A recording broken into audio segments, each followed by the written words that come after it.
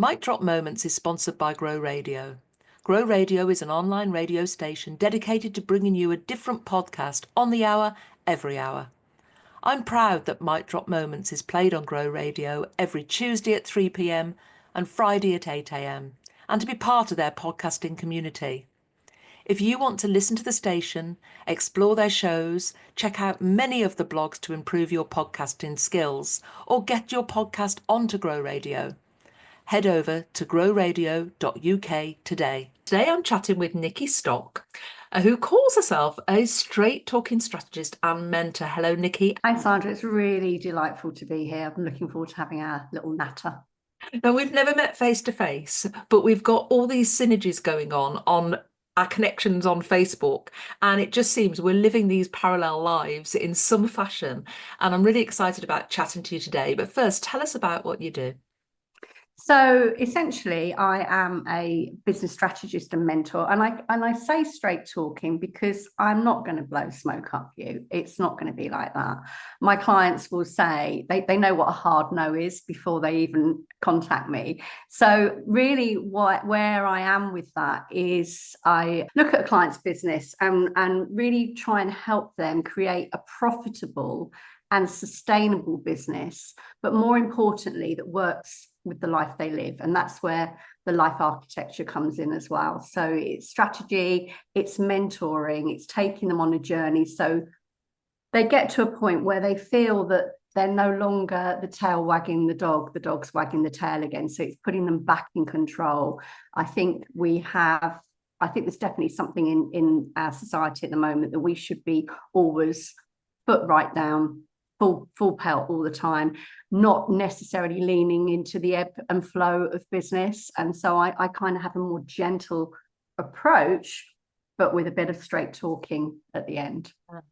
And have you always done that, or what was your background, Nikki? Oh, no, goodness, no. So my background, very, very, very potted history.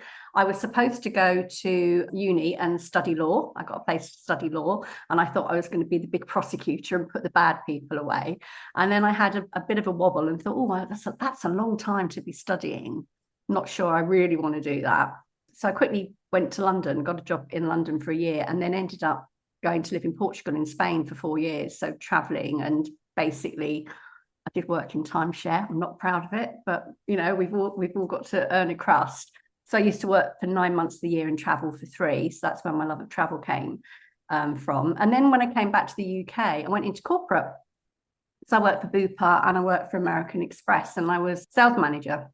So I was working for big accounts like Goldman Sachs, General Motors, really looking after all their corporate travel. And did that for about 4 years. And at that time, I also met my partner, and we moved to Cambridgeshire, and I was never going to have children. That was not on the agenda. And I woke up age 29 and turned around to my partner one day and said, I forgot to have a baby, as you do. And he's like, you're at the top of your game. You're just about to be European sales manager, heading towards in 1993, a really high 5-figure salary, almost nudging 6 figures.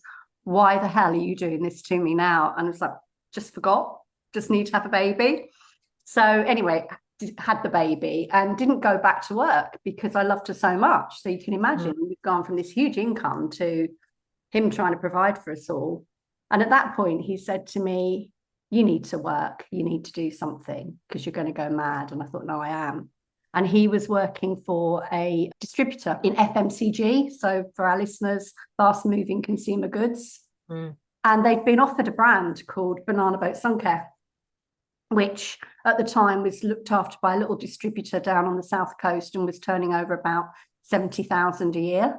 And they decided to move to my partner's company, and they didn't have a resource within the company to manage the brand. So he said, Nikki's not very busy. She can do that. At this point, I had 2 children under the age of 3. Nikki's not very busy. She can do that. But I thought, oh, actually, I probably can. So I took the brand on, and I spent 7 years. Actually, Colin and I went out of the company, took it individually, just ourselves, set up a distributorship. 7 years, we took it from 75,000 to 6.9 million. Wow. So that's kind of where I honed my sales and marketing and strategy and everything. We won some amazing awards. We did a cause-related marketing campaign with Marie Curie Cancer Care, which was sort of sun safety, and the England cricket squad. So it was a really, really nice business. And it gave me that full 360 business owner, because there was just the two of us doing it. Yeah. And then we outsourced. That's when I first realized that you could outsource things. Yeah. Because people used to say, oh, you have to have a full-time person and this, that, and the other. We didn't need full-time. So that's when I first realized that you can have a very good business and outsource. You don't need to be the employer. I think it surprised me. I think people don't realize that when we are self-employed, our skill set from our corporate days, from our journey, from the past, all those things we've done all come into play, and they are all transferable. And some of the things that I did when I was a lawyer, I did go into law, and another parallel. And it's amazing that we start to pull all our resources together and all those skills from past jobs. And actually, we've got such a diverse and unique knowledge base that we can just share. And very similar to you, straight talking, I tell people as it is. They get it warts and all. And sometimes that's better. You don't want someone that's just going to fluff around it for you or tell you that you're amazing. It's like the singers that go on X Factor, isn't it? Yeah. Or when they used to have auditions for the talent shows and things, and their parents used to tell them they were amazing, and then they'd get before Simon Cowell and he'd say, who's told you you're good? Because, you need that approach. You need that honesty, don't you? I think you do, because what it enables you to do is to save people a world of pain. Yeah. You can see the mistakes and you can say, oh, do you know what? I really wouldn't. Yeah. But you coat it as much as you can, but at the end of the day, just don't do it. We've made mistakes, no doubt. I've made loads, no doubt you've made a few along your journey, and you've learned from them. And then you can help people not make those mistakes by sharing our lived experiences. Yeah, exactly. Because what actually happened with Banana Boat is the brand got sold to Energizer Wilkinson Sword, and they didn't need us anymore. And it was like, oh, what are we going to do now? And I thought Colin was having an affair, because he kept going off and being very secretive and shutting the door in the office. And I thought, oh, what's going on? And in my heart, I knew he wasn't. But when you start getting a bit anxious. And then one day he said to me, I was consulting in the baby industry at the time. And he said to me, do you want to know what I've been up to then? I was like, yes, I do. Yes. And he took me to Rushden in Northamptonshire, which is an interesting place, shall we say, to an industrialist site, and showed me a warehouse and kind of went, ta-da. And I'm like, ta-da what? And he goes, this is it. This is what we're going to do next. I'm like, oh, here we go. Explain. And he bought a pet food wholesale business. And I was like, on what planet is this a good idea? And then he gave me the Mintel report on the pet industry, and he went, this is why it's a good idea. And I sat there with a cup of coffee and I went through it and I went, oh, actually, you're not as stupid as I thought you were. And then walked into this warehouse that was bereft of anything because it was in administration. Yeah. So we bought this business for £19,000.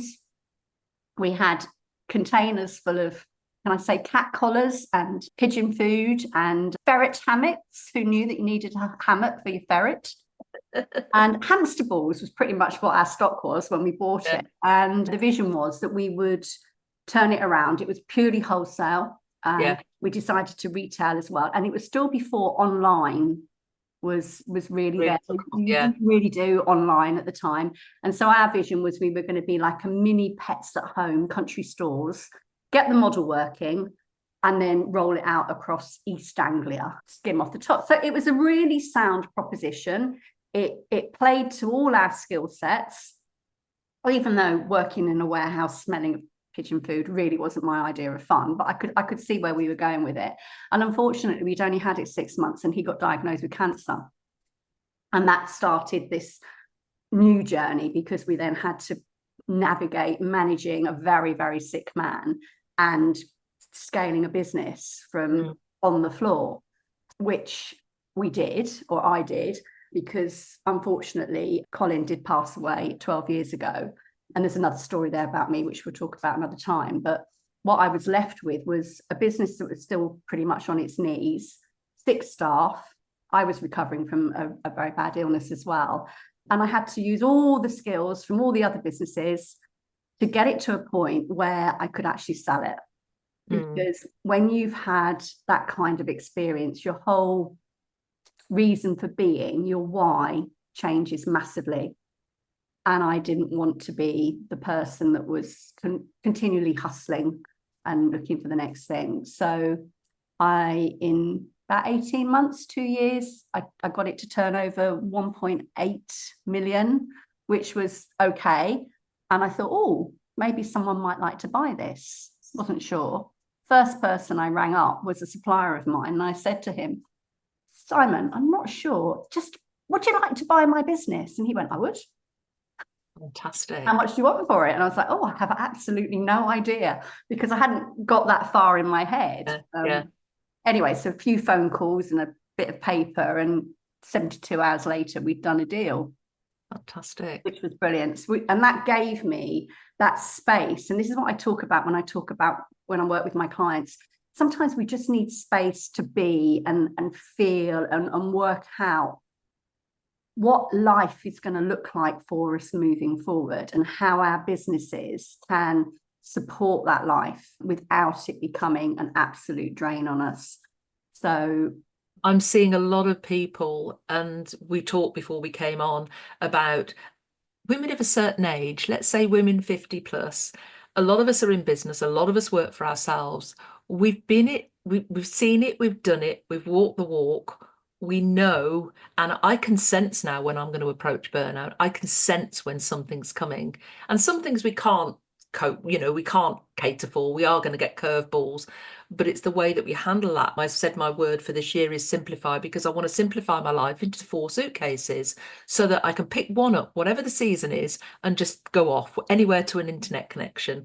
But there's a reason for that, because we capture and we collect all this stuff around us, but we can't take it with us. And a lot of it sits unused, unwanted, and we just collect junk. And I've cleared out my parents' house, and it's a nightmare, and I don't want to leave that for my children. So this whole, as we called it, this hustle nation that we seem to be seeing, where people are constantly go, go, go, go, go. And you help people with that, don't you? Yeah, and I think it's interesting you said about clearing out your parents. I've just done it with my parents, and there's so much what I lovingly call vintage shite, but there's a lot of stuff there that you've just got to get rid of. And so I've done exactly the same now with my house. I'm really, really simplifying. And so that's what I do. I help people with it, because at the end of the day, people will say, oh, it's all right for you. You'll have a 50 something, 60 years old, and you've been there, seen it, done it, got the t-shirt, and you're living this lovely designed life. But there's a number, isn't there? Everyone has that magic number that they need to bring into their family pot or their personal pot, or whatever pot it is every month. And for some people, 2,000, 3,000 net is where they're comfortable with. Other people I've spoken to need 15,000 or 20 for whatever reason. Yeah. And it's entirely possible for them to achieve that without the burnout and without the overwhelm, if they just have the right strategies and mechanisms in place. And there's something I do with some of my clients when they're talking about, I need more time, and what would you do at that time, and do you put that time in your diary? And I have this thing, I don't work Fridays. I never work Fridays. I don't either, yeah. But how I actually manage not to do it, because I'm very good at saying yes, and I've got better at saying no. I just put, this is my top tip, actually, I'm going to do it now, but I'll do another one later, is I put the word something in my diary every Friday. Actually physically write the word something in my diary. So if you were to ring me and go, Nikki, do you know, I've got this thing and it's on Friday the 16th, can you do it? I'll go, really sorry, Sandra, I've got something in my diary. I love it. Absolutely love it. Because I stopped working Fridays last year, and I've stopped working Mondays now. The small exception is I deliver one of my networks once a month on a Monday. But I love the fact I don't work Mondays, and it's for me to do what I like. But my Fridays, I try and block out. Although I will go to an event if it looks really, really good. Yeah. But that's my choice. But I love just putting something in the diary. Just gives you permission to do whatever that something is without thinking, oh. So yeah, that's life architecture is all about making good decisions and good choices. And when we do that, we look at, I try and teach people how to think like a product designer. Mm-hmm. So if you were asked to design a new car, you'd design your new car, wouldn't you? And you would prototype it, and they'll send it out on the test track, and somebody will have it, and then they'll give it to someone else, and they'll come back and they go, do you know what, Nikki, that was a great car, but that steering wheel is far too small, and I can't see out of the left rear view, left pillar. Okay, we'll redesign it. That's what we do with the life. We try little things on for size, see how they work, refine them, prototype them, and then eventually we get to the point where we've got something that actually sits really well with what we're trying to create, but still generates that income. And I'm a big fan of reverse engineering, and a lot of people just don't get it and don't do it. And if you reverse engineer everything, life becomes so much simpler. I totally resonate with that. And I think it's okay having all these goals of what you want to achieve. I've told many people this, I don't have a bucket list.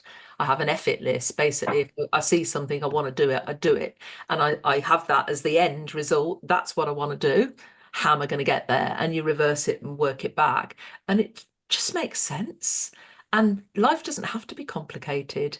Or business doesn't have to be complicated either. I think we overcomplicate things by believing we have to do everything everybody else is doing, but we don't. Yeah, and I think there's also this, as we said, this kind of split between. I've noticed it very much this last year. I went to a lot of events, and there's a two-tier entrepreneur thing. There's the 50 plus who are kind of, we're a bit tired now, actually, aren't we? We are a bit knackered, and we're like, oh, really?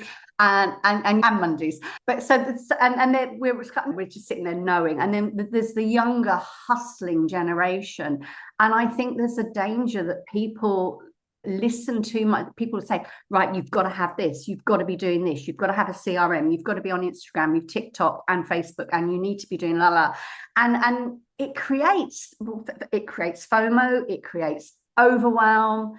People get stressed out. I've had people sitting with me in tears going, I can't do Instagram. I'm going, why are you doing it? Why are you doing it? Yeah. Why do you need to do it? I built my whole business offline before COVID. You can have a business without being online. And when I say that, people look at me as if I've suddenly grown two heads. But you can still do it if you want to.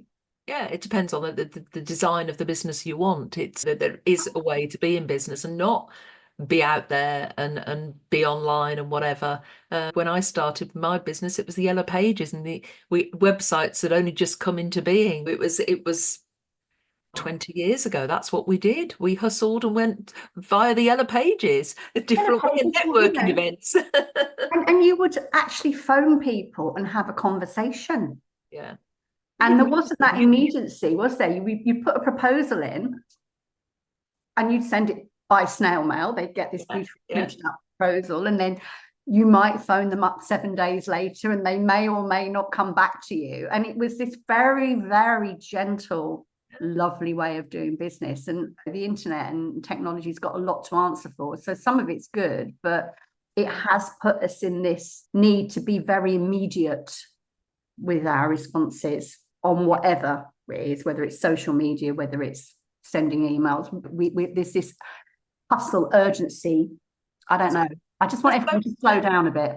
I suppose there was an urgency. It was something. I do remember the fax. That was our most urgent piece of communication. I'll send a fax. It's got to get there straight away. I've forgotten about faxes. Yeah, the fax. Yeah, we'll go right back. I used to use the telex machine. Oh, yeah, I had telex. Yeah, I remember using a telex as well. But yeah, fax. I remember having a fax here, and you'd hear it go off, and an order would come through, and you get all really excited. That's it. Fax and a franking machine were my pieces of equipment. Yeah. I want to talk before you leave us about, obviously, there's a couple of things. One is you run retreats, which look amazing in Spain. You live your life between UK and Spain, which is a fantastic concept and something I think many of our listeners would envy and love to do. So what do you do with your retreats? What is your goal with these retreats? My retreats, really, I call them they're kind of CEO holidays. It's to really get the people on those retreats to think like a CEO, run their business. But it's just an extension of what I do in the UK. So we bikini brainstorm. I love it. We pajama mastermind.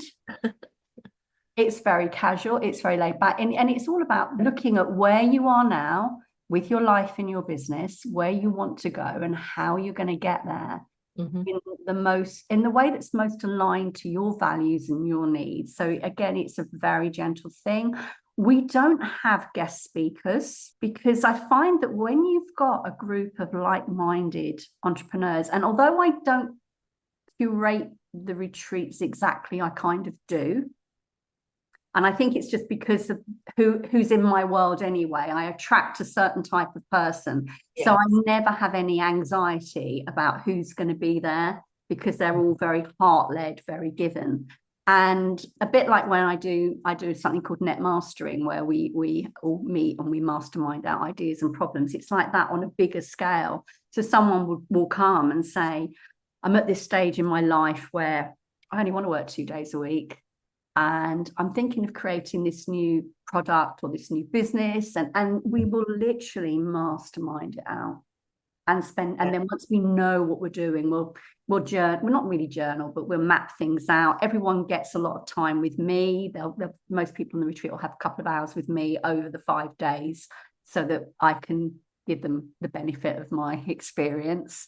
But it's a very gentle retreat, and there's a lot of really good food because it's held in Denia, which is a centre for gastronomy. And I do know it. Yeah. Yes, and because I live there, I happen to know some very nice restaurants. So it's as much about having that time just to sit and be. So there's no schedule as such, and we will always go with the mood of the group on the day. I'm very good at reading people and what people are feeling and needing. So depending on what the energy of the group is in the morning, that will kind of guide how the day works.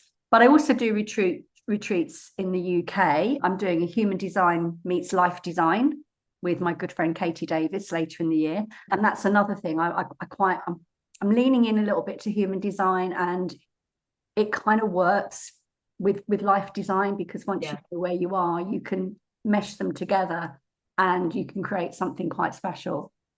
Now we're going to do another podcast another day all about dating, because we are going to do that, Nikki, because we've both got a whole host of stories about dating in later life. But you've got a project coming up, a legacy project, and I just want you to leave us with that and why that came about. Obviously, your partner passed away. You were very, very poorly. And sometimes life experiences teach us that we actually need to provide something to help others. So tell us about your legacy project. Yeah, so Colin was having chemo treatment, and I'd been looking after him and my mother and my father. My mother had cancer and my father went mad. And unfortunately, I hit the wall big time. I didn't just go pop. I ended up in a medically induced coma for 2 weeks on ECMO life support, which is what they put the sickest COVID patients on. And my children came and said goodbye to me. That's how ill I was. I was given 24 hours to live twice. I did actually die, and they want me back. And during that time, my partner was at home with the kids, and somebody had to be Nikki. And Nikki doesn't come with a manual. So this person who moved in, his sister, was winging it. And things happened during that period that shouldn't have happened. So, for example, just one thing, this is my thing, and I get really emotional when I talk about it. My son didn't get his school dinners because I hadn't topped up his finger. It was biometric catering. I'd gone into the coma half term, which is when I normally pay all the school stuff and everything else. So it didn't happen. And his best friend's mum turned up at the front door and said to Pauline, you do know Dan's not getting his dinner, and Ryan's been paying for it. And she had no idea. Yeah. And I called him and said, well, you know, what's going on? He goes, oh, I didn't want to worry you, but mum didn't top up my finger. Turned around to Colin and said, what's topping up the finger? And Colin goes, I have no idea. Nikki does it all. And there's all this stuff that happened I had an online shop at the time, and no one knew where my stock came from because it was in a warehouse. All he knew was it was a warehouse in Norfolk somewhere. Useful. There's lots of warehouses in Norfolk. So what and I spent a long time, Sandra. I wasn't survivor's guilt because I knew that I had to survive because there was only going to be one parent. But I spent a number of years sitting asking why I didn't die. I knew there was a reason why I didn't die more than being there for my kids. And I couldn't work it out. And then about a year and a half ago, it came to me, I need to make sure that no child ever misses their school dinner or all the other things that happened. And so I've created, I'm doing it for charity as well. So there's a two-edged sword to this. I've created a life manual, which will be going live at the end of this month. People will download it. And every download will trigger a £10 donation to one of my associated charities. And I would say to any of your listeners, if you've got a charity that helps with loss, please get in touch with me because there is no limit to the number of charities we're going to support with this. And you download your manual. And then when you've done it, we have a mechanism where you can have it printed out and put in a binder, which you keep in your house. And the reason we do it like that is because no one is going to have time to log onto your laptop or go onto a digital platform and try and find the information. They want it at their fingertips. Yeah, it's a lifetime thing. You will get annual updates. As I think of more things that need to go in it, you might be running an Airbnb that needs to go in it.